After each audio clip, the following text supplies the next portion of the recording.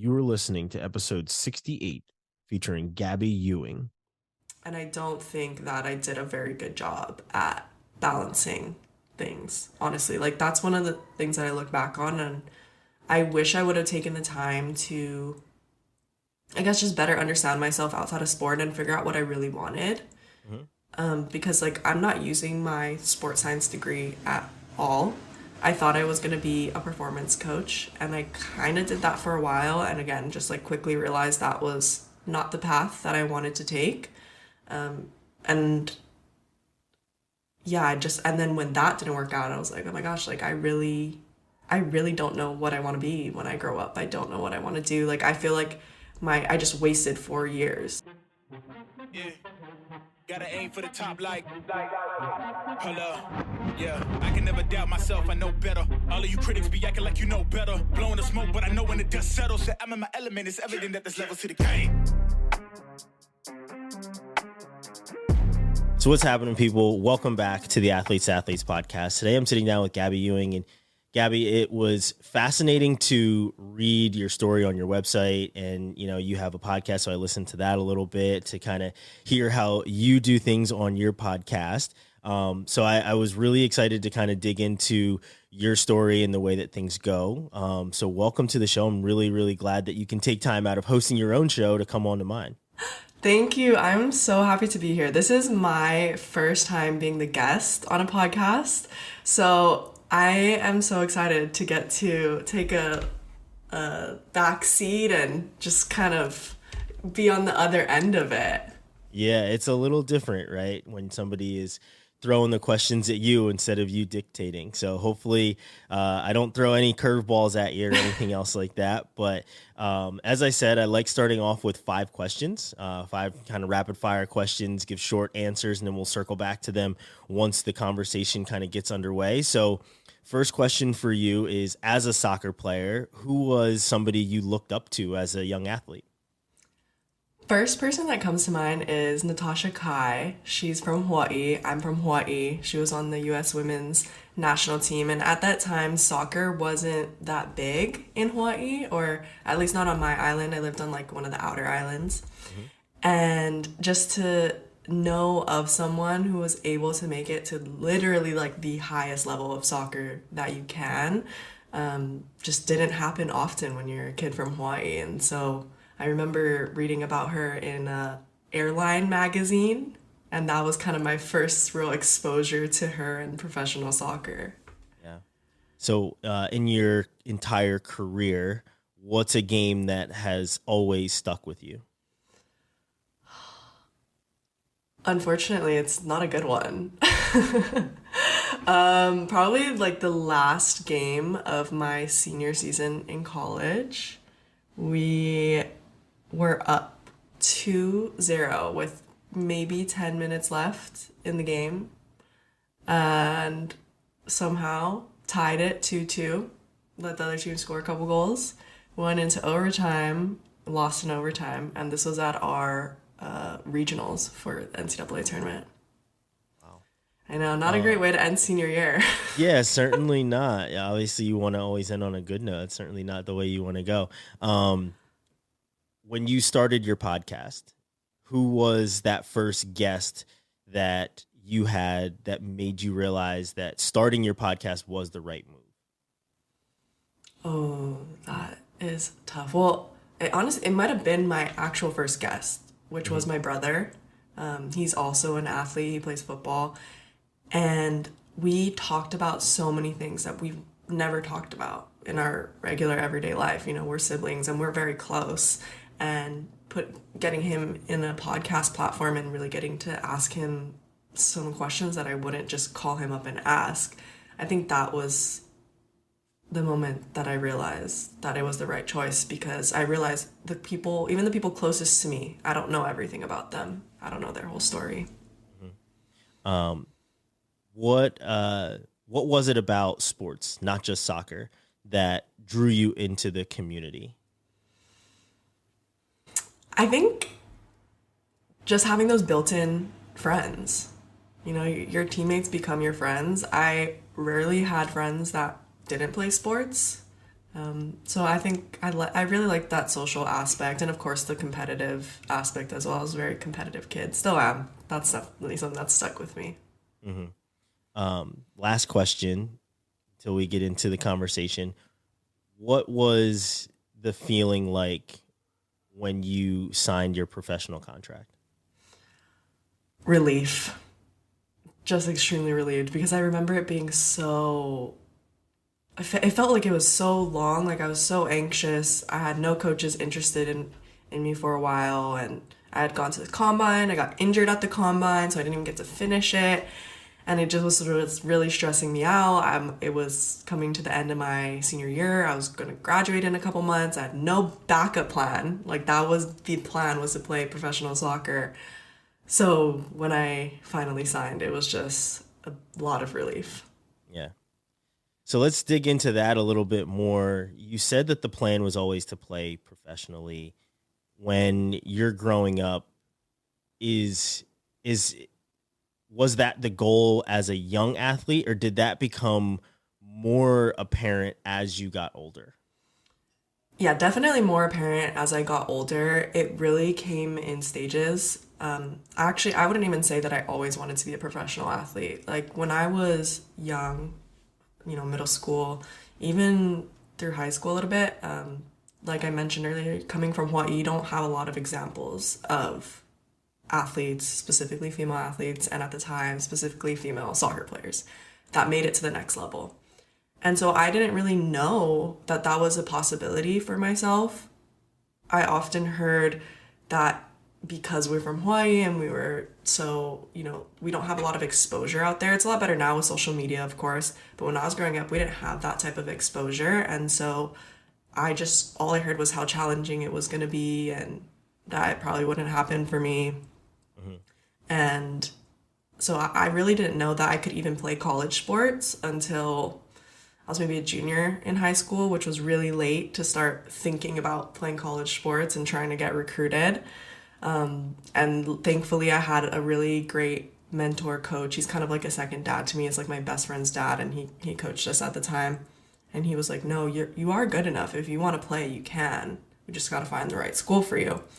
And then got to college and realized, again, probably like my junior year of college soccer, that I had the potential to play soccer professionally. And again, that really came from an assistant coach that I had. She had played at the Division I level. She had played with the Thorns during the summers and was someone I really looked up to, and was like, okay, be honest with me. Like, is this something you think I can do?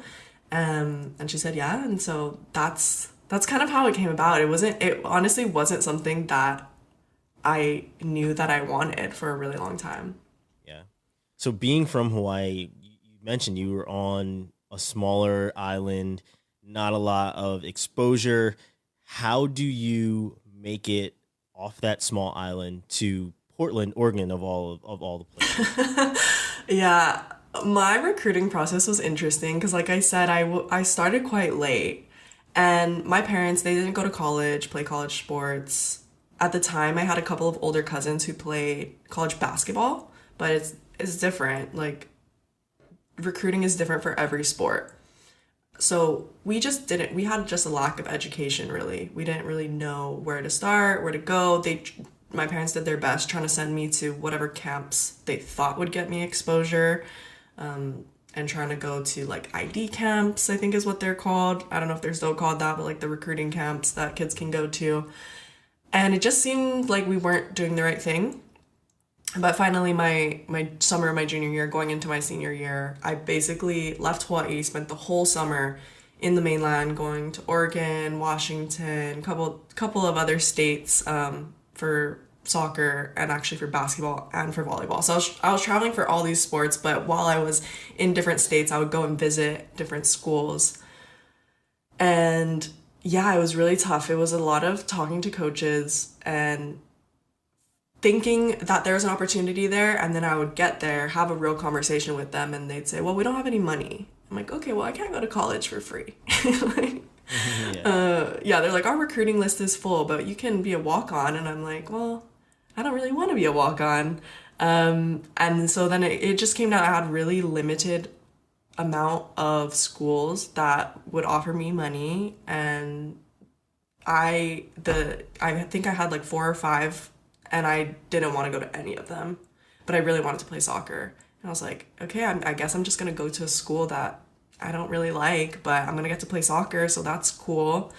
And then kind of had a breakdown beginning of my senior year because I had started school already and was like, I haven't committed to a school. I do not like any of the offers that I have. I don't know what I'm gonna do.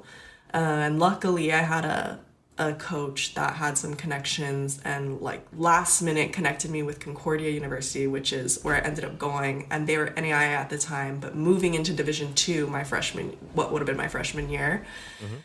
And luckily, I got to go and visit and actually practice with the team because they were NAIA. Their roles were different at that time, so I actually got to practice with them.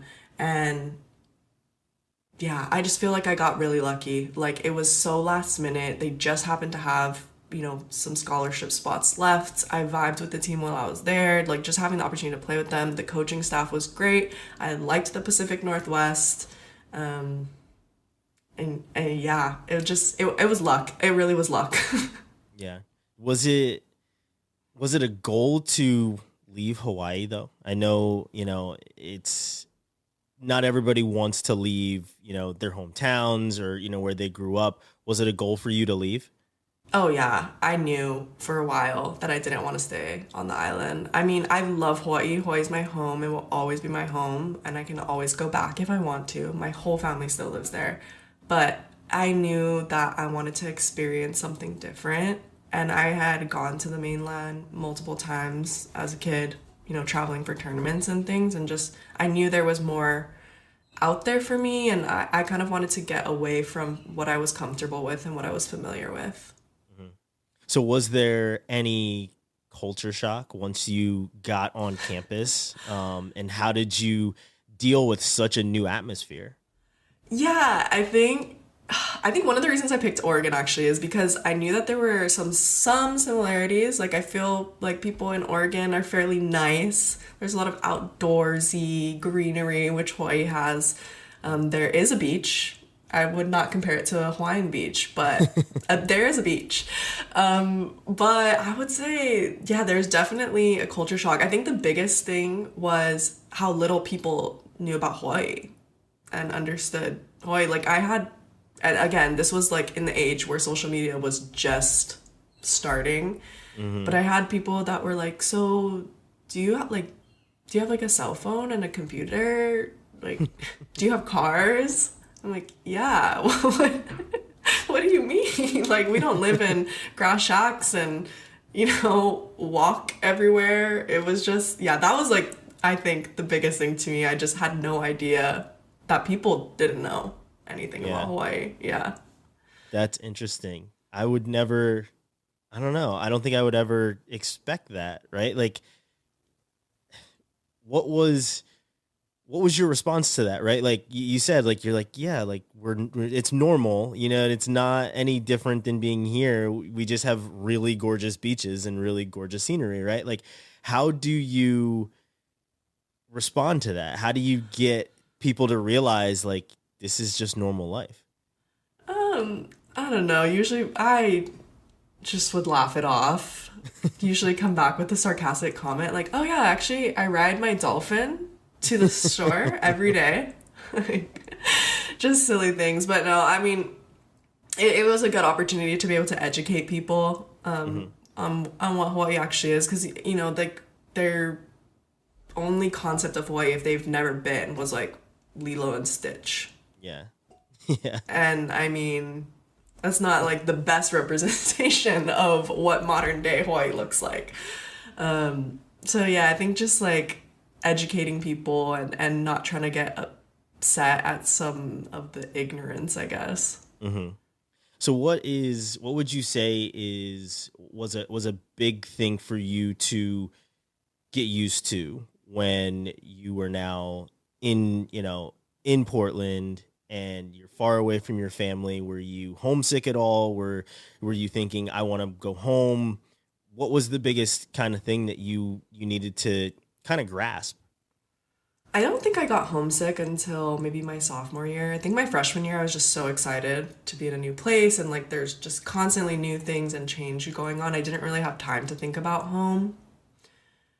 I think gosh, there's so many things. What I had to get used to was just, it's really hard to explain to people that aren't from Hawaii or haven't lived in Hawaii for a long time, but the, I don't want to say the vibe, but the vibe in Hawaii is just so different. Like, yes, people in Oregon are nice, but people in Hawaii, it's just like, the town that I grew up in, I couldn't go anywhere without seeing someone that I know, which I love. Sometimes it's not the best, but most of the time I loved that.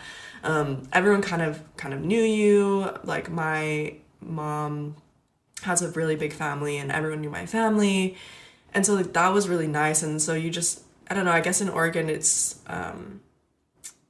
it was kind of isolating at times. I mean, I'm really thankful that there were a few Hawaii kids that went to my school and I really leaned on them. Like my roommate, actually, she played soccer with me and she's to this day my best friend. But she was from Hawaii. She's from a different island. So she was kind of like my home away from home.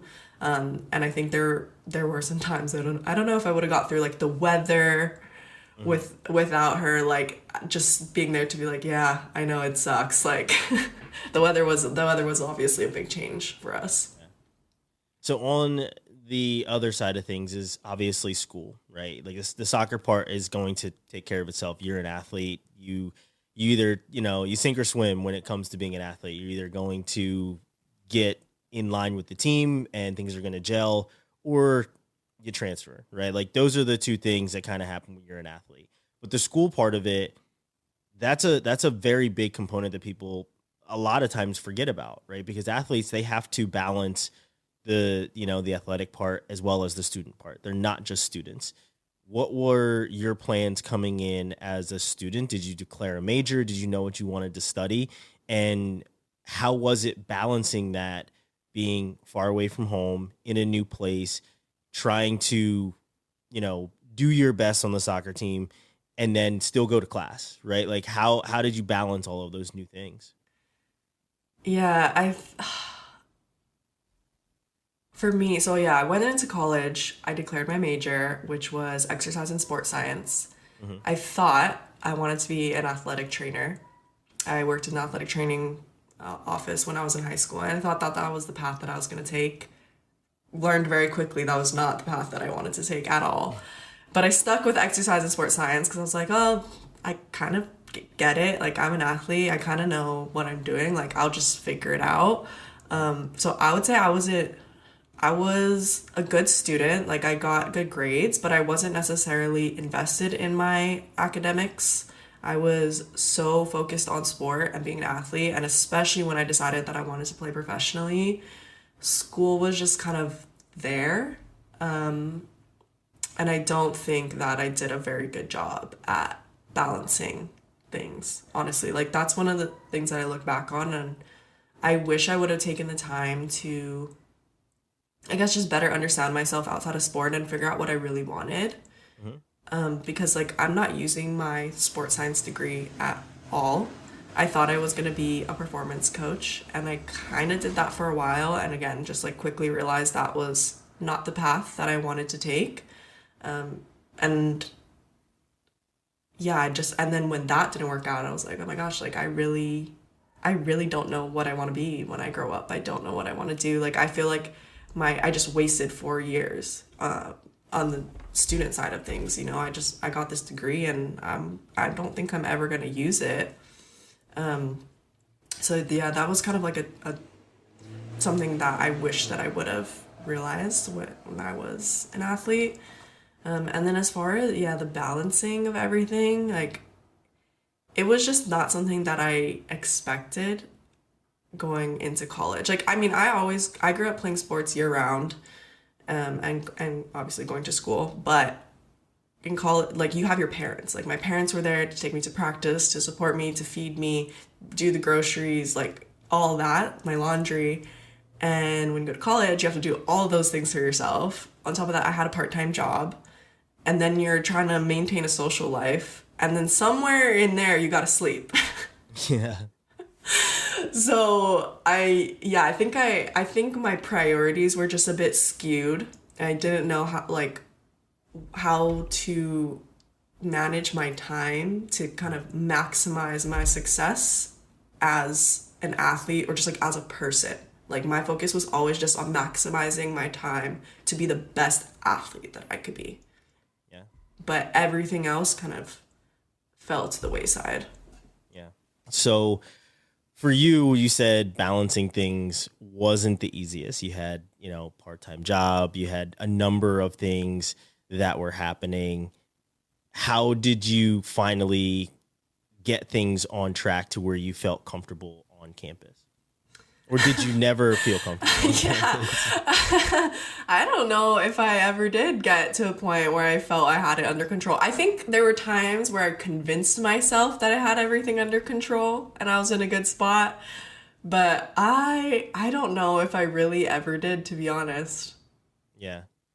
I mean, it's tough. For you, you're far away from home. You said you had, kind of a home away from home kind of in your roommate, but there's a lot of new things that are happening for you when you're there. I mean, obviously having to explain to everyone that you're not from a completely different planet and that, Hawaii's just a different place. Like that's a burden in and of itself because people just look at you different, right? Like the culture part of it is a very big part for a lot of students.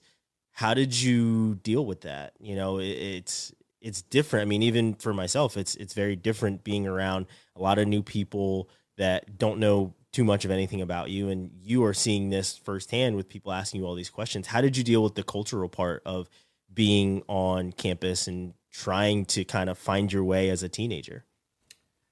I think that I actually kind of embraced it. I kind of took it as an opportunity to educate people on Hawaii and Hawaiian culture. And I'll say I'm not Hawaiian, like I'm not native Hawaiian, but I was born and raised there, so was my mom and her parents and so on.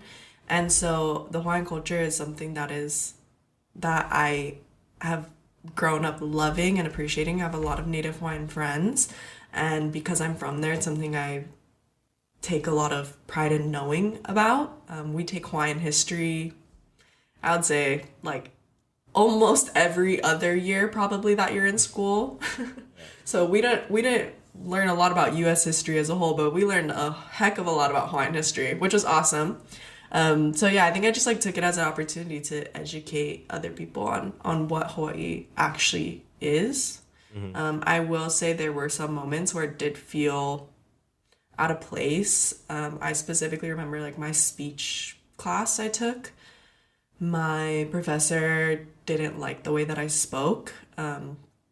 I've kind of adapted the way that I speak today.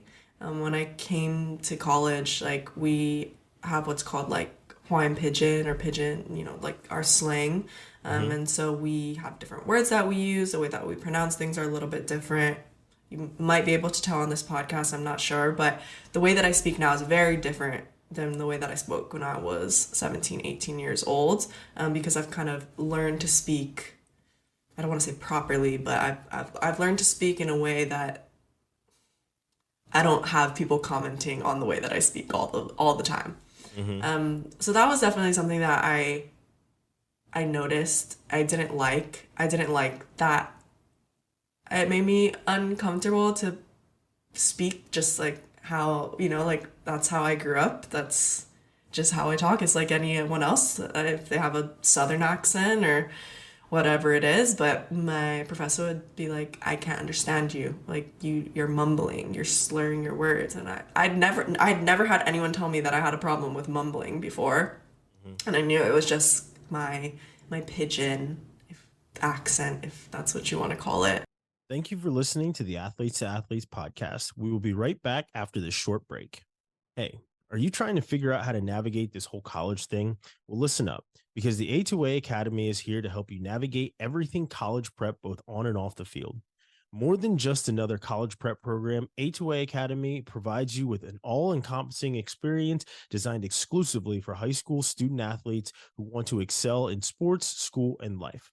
With A2A, you've always got someone to help you reach your highest potential. What sets A2A Academy apart from the rest? Well, it's simple. Their advisors and curriculum are one of a kind. A2A provides comprehensive support to student athletes and their families, guiding them through the entire college discovery as well as recruitment and application process. Every A2A advisor is a former college athlete as well as an active member of at least one of the leading organizations for college consultants. They've been in your shoes and they understand the importance of choosing the right college both on and off the field.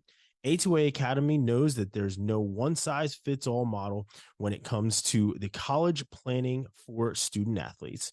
Every athlete is unique with their own strengths, weaknesses, and passions. That's why the program works. A2A Academy advisors tailor their support to each student athlete's individual needs, helping you find the perfect fit for your academic and athletic goals. So whether you're a young athlete looking to score big in both sports and academics, or a parent wanting the best for your child's future, A2A Academy is here to help you succeed. Don't miss out on this incredible opportunity. Visit A2A Academy today at joina2a.com/podcast to learn more about their comprehensive college prep program built specifically to sports student athletes. Again, that's joina2a.com/podcast. Now back to today's conversation. So you were talking about how you kind of had to assimilate, right? Like, and I hate to use that word, but like that's what people call it, right? Like people are like, oh, she speaks differently. You tried to kind of melt into the culture, right? People are saying, oh, they don't understand you, everything else. Looking back on it, do you regret doing that? And is that something that you wish you would have not done? Or is it something that you only do at certain times, right? Like, I can be honest, when I'm back home with my friends, you know, my voice is completely different. How I speak is completely different. You know, everyone kind of has that. Is that something that you say you go in and out of when you're speaking with your friends, or is it more just commonplace for you now? Yeah, it's definitely something I go in and out of when I'm speaking to, well, like if I'm speaking to someone who's from Hawaii, yeah, my pigeon comes out. If I'm speaking to people in the mainland, or if I'm in a professional setting, it kind of turns off, and it just does it automatically. I don't have to think about it, which is really interesting.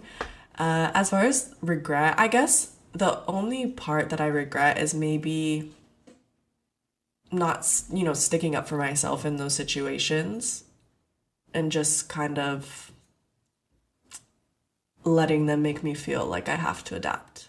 But I will say that, especially in a professional setting, I think it has maybe helped me in some ways. And then, sometimes it does get a little bit exhausting to explain to everyone why I speak the way that I do, or why I use certain words, or what certain words I use mean, because they're not proper English, right, to some people. So I will say it's kind of nice in that regard not to have to re-explain myself every time I meet a new person. Yeah. Yeah. I mean, and like I said, it's tough because of what's accepted, right? It's always about what's accepted in a professional setting as opposed to, a more relaxed, casual setting. And it does suck that, people have to kind of go back and forth and switch with who they are and how they speak. And, so hearing that, I can completely relate, because like I said, I will speak differently around, my circle, around the people that know who I am. Professionally, I speak differently.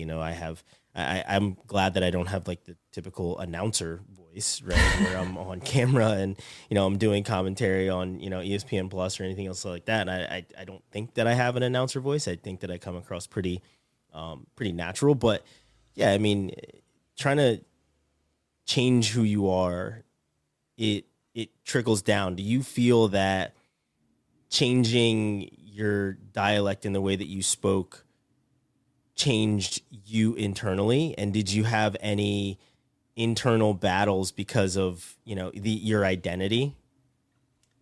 That is such a good question.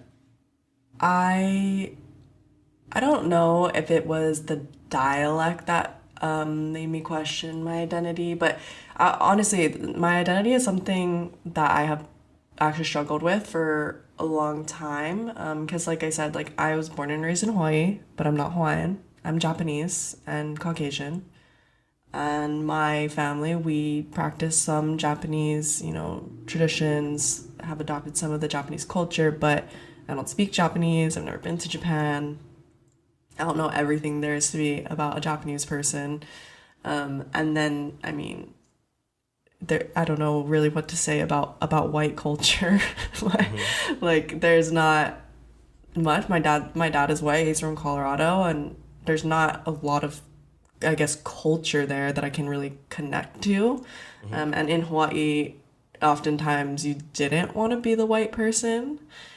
And so, yeah, I think I question myself a lot in that regard, like just kind of not confused, but just not really feeling like I belonged in any specific circle. Like I didn't have like a strong tie to my own personal roots, and that was something that was like really hard for me. I actually don't think I really like talked about this with a lot of people. It's not something that often comes up in conversation, but yeah, so I think it's something that started from a young age. And then, yeah, something like getting into college and kind of changing my dialect, just kind of, I guess, added onto that, already feeling a little bit insecure about those things. And I actually do think that has contributed to why I had such a high athlete identity. It's because that was how I didn't have strong cultural roots in anything I felt really connected to as a person. So when I started playing sports and realized that I was good at sports, that is what consumed me and my entire identity instead of those other things. Mm-hmm. So I want to kind of transition to after soccer is over. Your career comes to an end, and the identity of who you felt the most secure as a soccer player is gone. How do you cope with that? How do you make the transition to being not an active athlete? Because we're always going to be athletes. It's how we identify that never goes away. But you're no longer an active athlete. How do you identify who you are after your career is done, and how did you cope with it? So there's actually kind of two parts to this.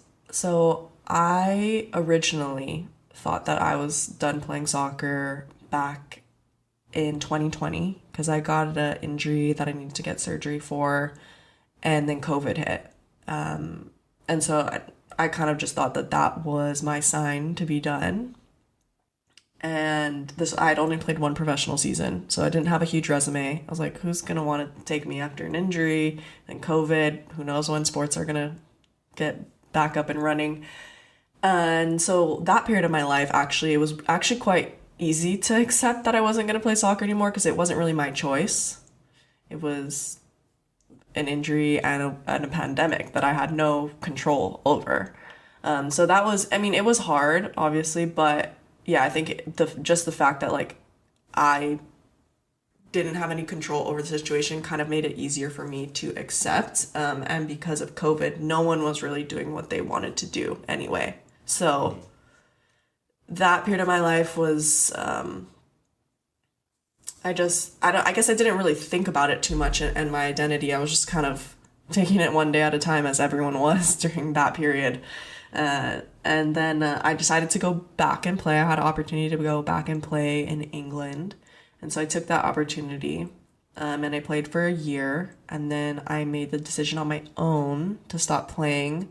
And I think it was the right decision for myself. But it was really hard. The first feeling I had was relief because it, like I said, it was the right decision for me at the time. I was dealing with a lot of things mentally, physically. I was in a place in my life where I didn't know if I wanted to keep pursuing professional soccer and not know where I'm going to be the next season and not get paid enough and have to have a part-time job. And I was kind of like, I think I want to be in one place and start a career. So I felt really relieved. And then maybe a month or two later, I had a major, major identity crisis. I mean, I had no idea what I wanted to do outside of soccer. I really didn't know who I was outside of soccer. I didn't know, I really didn't know anything. And then the few things that I thought maybe I did want to do, as far as a career path goes, like I couldn't get hired. So then I was like, maybe, like people don't value my worth. And so that made me question my own self-worth in a lot of ways. Because I had just finished my master's degree and I'm thinking, oh, I've got an undergrad, I've got a master's degree, I have all this life experience, this athletic experience, and I'm just trying to work in sport, on like the sports management side of things. And so I thought, oh, I've got a great resume. Like anyone would love to hire me. Like this is going to be the smoothest transition I've made out of soccer. And then of course I was applying for on and off for probably 8 or 9 months and just nothing. And so, yeah, and I had nothing else to really lean on outside of sport and then hopefully a career. So it was a really, really tough transition. I think it was a really necessary transition that I had to make, but there were a lot of days where I just felt completely worthless, useless. I thought like, and once you retire from sport, no one cares anymore that you were an athlete. So it was hard. It was really hard. Yeah. So you work your way through, the mental struggles, the identity struggles, and out of it comes the Athlete Confidential, your podcast, your platform, and, you become a mental health advocate. How did you create your own platform coming out of so many struggles that you went through? Yeah, I think, well, first of all, the Athlete Confidential wouldn't exist if I didn't go through the handful of struggles that I went through. So although they weren't fun, I wouldn't want to relive them and I wouldn't wish them on anyone else. If those things didn't happen, the Athlete Confidential probably would not exist. And the reason that I started it was purely selfish. Like I said, I was going through a tough time. I didn't know who to talk to. I didn't know how to talk about it. I had gone to and done some like traditional therapy, but at the time I just didn't feel like that's what I needed. It helped in some areas, but it didn't help in the areas of being an athlete and transitioning out of sport. And a lot of my mental health issues, my anxiety, my depression, identity, all those things were related to sport or the cause of my sport or vice versa. And so I just felt like traditional therapy wasn't like really the route to take. And so, yeah, outside of that, I just really didn't know where to turn, and I didn't have anything that I could afford to, like, I couldn't see a sports psychologist and, be able to afford that. Like I just came out of college and living on a like tiny professional salary, and professional athletes don't make much at all. And so I didn't have a lot of money, and so I just was like, well, I have a lot to say. I feel like other people hopefully can relate to this and connect, because I just have to get this out there. Like, it was getting to a point where it was just like bubbling up inside of me, and I had to just put it out into the world. And in a weird way, that felt easier to do than to have like a one-on-one conversation with one of my friends about it. Because I'd never really had those conversations with friends before, and I didn't know if if that's something that they would relate to personally. So I was like, I'm just gonna put it out into the world and hopefully it lands with someone. And it did. It's landed with a lot of people. And that's how the Athlete Confidential was born. Yeah. I mean, it's amazing. I mean, like I said, I listened to some of the podcasts and read the blog, and I obviously did my research and things on you, and I think you're doing a really amazing job. And I love one having you on, like I said, because you have your own platform where you are talking about some of the same stories, but you aren't really telling yours, and as much, probably as much as you would like to. So that's why I wanted to certainly have you on here, is to hear your side of things, and not just read about it in the blog that you posted about who you are and what you went through. So seeing how much it's grown, and we talked about this in the early ongoing, of your brother was a guest that you had on that really validated that you were on the right path. When you go from having your brother on to then having on more and more guests, does that bring more validation? And how do you feel now looking back on what you've built with your podcast as well as the rest of your platform? Well, first of all, thank you. I really appreciate all the kind things you just said. It means a lot to me. Yeah, like, I don't know, like the platform to me it's grown so much, like to a point that I didn't imagine that it would go in such a short amount of time. Yeah, I think it validates that what I'm doing is purposeful. It's given me a sense of fulfillment. It's become something that's obviously a lot bigger than myself. And I'm really grateful to have the platform that I do, and that people trust me and feel comfortable enough to talk to me and to want to share their story on my platform. Yeah, I don't know if that answered your question. No, it certainly does. Okay. I mean, it's a reflection type of question, right? Where you're looking back at the things that you've built. Did you see that coming, or were you just really looking for an outlet, and that outlet became a passion for you? Yeah, I did not see any of it coming. It was, like I said, something I started purely for selfish reasons, which sounds weird because it's not a selfish platform, but that's really how it started. And then that opened up conversations with people around me, and people that I connected with through social media. And then I started to realize, like, okay, there's a lot of other people out there that need this. It's not just me. It's not just about me. It's about all these other people as well. So yeah, like the point that it's at now, and where it's continuing to grow, is just mind blowing to me. Because I have no idea what I'm doing. I'm literally just making stuff up every single day, and just putting out whatever like feels good to me, I think is the most important part of it. Is just like I'm trying to be as authentic as I can with everything that I produce, which can be a little sticky when you're working in like the digital content kind of platform, because a lot of it can feel inauthentic.